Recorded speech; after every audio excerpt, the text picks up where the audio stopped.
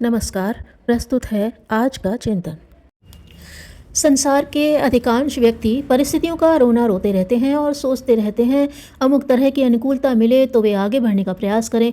हर तरह की अनुकूलता का अवसर उनके लिए जीवन भर नहीं आता और वे पिछड़ी अविकसित स्थिति में ही पड़े रहते हैं। इसके विपरीत साहसी पुरुषार्थी परिस्थितियों के अपने पक्ष में होने का इंतजार नहीं करते, वरन पराक्रम के सहारे वे स्वयं अपने लिए परिस्थितियां गढ़ते हैं।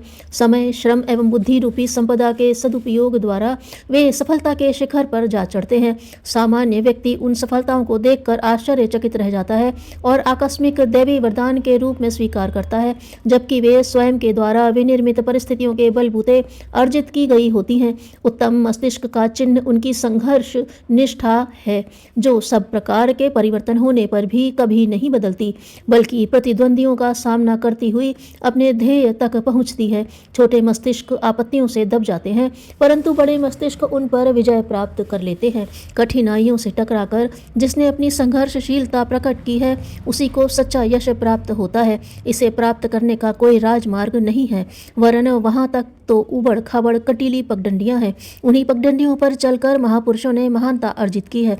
प्रतिभा को खरा सिद्ध होने के लिए भी इन्हीं कसौटियों पर कसना होता है। कौन जानता था कि महाराष्ट्र के एक साधारण सरदार का पुत्र आगे चलकर छत्रपति के नाम से प्रसिद्ध होगा। शिवाजी ने 14 वर्ष की उम्र से ही स्वतंत्रता के लिए ताने बाने बुनना शुरू कर दिया था।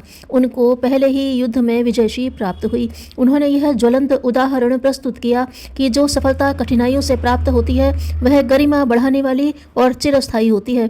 तुरंत फुरत की बिना प्रयास की सफलता बिजली की चकाचौंध की भांति आती और दूसरे ही क्षण विलुप्त हो जाती है। श्रेष्ठ आत्माओं के विश्व इतिहास का अवलोकन करने पर ऐसा प्रतीत होता है कि अधिकांश मामलों में उन्होंने दरिद्र घर में ही जन्म लिया है, पर यह दरिद्रता और विपन्नता उनके पथ में रुकावट के रूप में नहीं, वरन सहायता के रूप में रास्ता दिखाती रही। विभिन्न गूढ़ रचनाओं, आविष्कारों, लेखों आदि के सृजन का श्रेय व्यक्ति को कम और विपरीत परिस्थितियों को अधिक मिलता रहा है।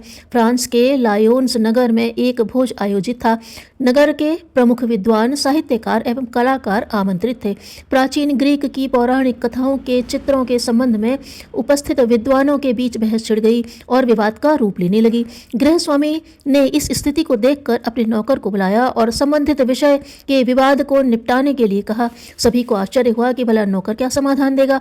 साथ ही उन्हें अपनी विद्वता का अपमान भी अनुभव हो रहा था, किंतु नौकर की विश्लेषणात्मक व तार्किक विवेचन को सुनकर सभी हतप्रभ रह गए। तत्काल ही उन्हें अपनी इस गलती का भान हुआ कि विद्वता और प्रतिभा किसी व्यक्ति विशेष की बपौती नहीं है।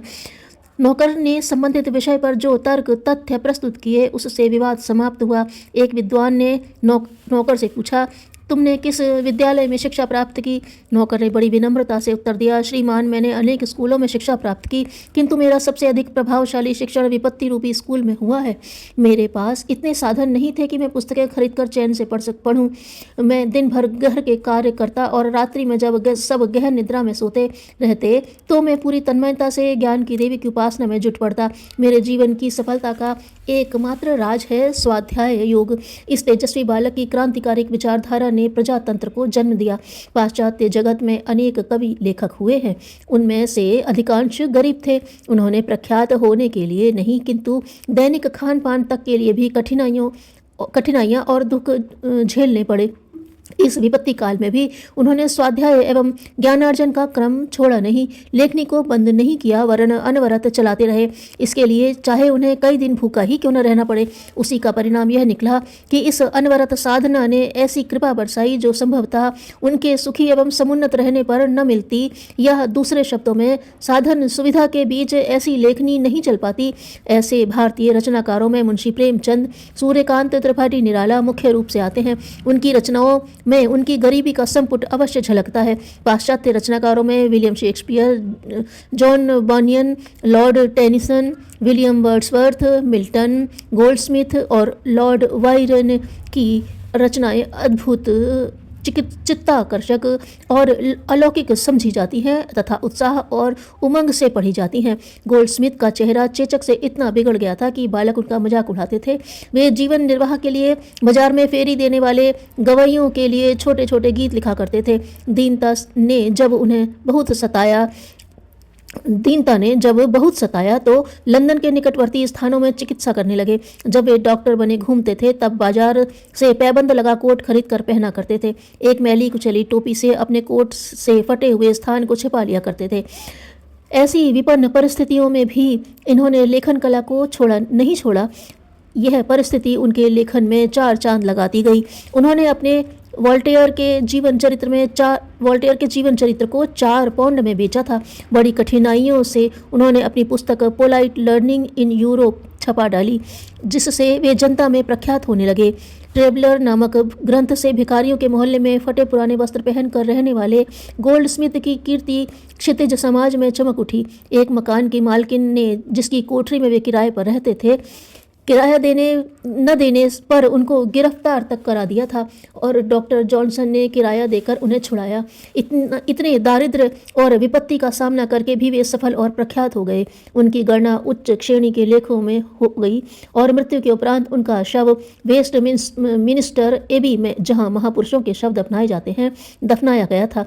महाकवि मिल्टन ने भी अपने महाकाव्य पैराडाइज लास्ट और पैराडाइज रिगेन्ड उस समय नहीं लिखे थे जब क्रॉमवेल के समय में वे राजनीतिक और शारीरिक बल से शक्तिमान थे, वरन उन्होंने अपने जीवन के उस दयनीय काल में इन ग्रंथों की रचना की थी जब वे बुढ़ापे और रुग्णावस्था के कारण बहुत अशक्त हो गए थे और उनके राजनीतिक समुदाय का पतन हो चुका था। जितने महाकवि और लेखक हुए हैं, प्रायः उन सबके जीवन कष्ट में व्यतीत हुए हैं। प्रकृति माता ने उनकी बुद्धि और मस्तिष्क शक्ति की परीक्षा ली है। Samuel Johnson Dante European, Emerson American, David Livingstone, George Eliot, फारलाइफ, जोला, J.N. एम्ब्रस, अधिफेनी क्रासवी, J.R. Green Schiller, Roger Bacon, Ben Jonson, Lord Byron प्रभृति जितने भी प्रसिद्ध लेखक हुए हैं, सभी दीन दशा में जन्मे और कष्टों में पले हैं। इन सबको किसी न किसी प्रकार की घोर विपत्ति का सामना वर्षों तक करना पड़ा है। सफलता और विजय प्राप्त करने के लिए नाना प्रकार के कष्ट झेलने पड़े हैं। यह कहना अनुचित न होगा कि श्रम और कठिनाई वास्तविक महान जीवन के अंग प्रत्यंग हैं। सफलता या असफलता परिस्थितियों पर नहीं, स्वयं अपने ऊपर निर्भर करती है। संकल्प शक्तिशील और दृढ़ इच्छा वाले व्यक्ति जब काम करने के लिए, लक्ष्य प्राप्ति के लिए कमर कसकर खड़े हो जाते हैं तो उनके एक नहीं 1000 हाथ हो जाते हैं। प्रतिकूल परिस्थिति में अपने मनोबल के चुंबक से अनुकूल शक्ति को आकर्षित करने लगते हैं और जब इसका नियोजन किसी एक दिशाधारा में हो जाता है तो सफलता मिल ही जाती है। प्रतिकूलता ही उनके लिए अनुकूलता बन जाती है। उत्थान और पतन की कुंजी चिंतन की दिशा को माना गया है।